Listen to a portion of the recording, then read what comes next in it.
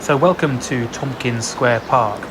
Feel free to have a look around. If you drag the Street View icon in the bottom right and drop it in some of the blue areas that highlight, you can take a tour of the area.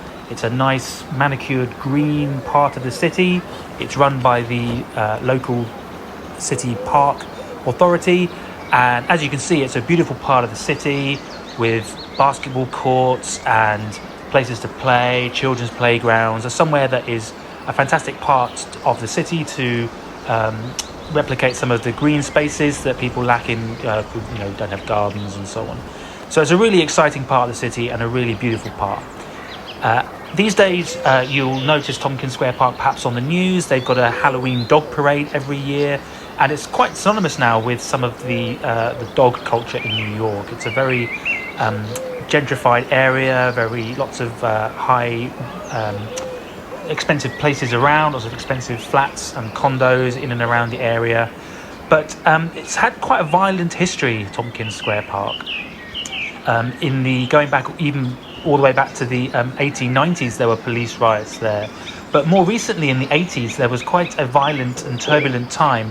It was a site of subculture, it was a site of vagrancy, of homelessness, and generally people that weren't really welcome in other parts of the city. You have to remember that in the 80s, late 70s and 80s, New York inner city was extremely degraded. It was lacked investment, and it wasn't anything like it is today. But as people started to move back into the city, the place became quite attractive to people who worked in the city, in Wall Street, and so it became yuppified. Lots of yuppies moved in, that term that became synonymous with people with wealth in the 80s. And from the 90s onwards, the gentrification story was picked up by Neil Smith, a very famous geographer who worked in New York and has lots of stuff to say about gentrification. And Neil Smith's work really charts the gentrification of the area from the 90s.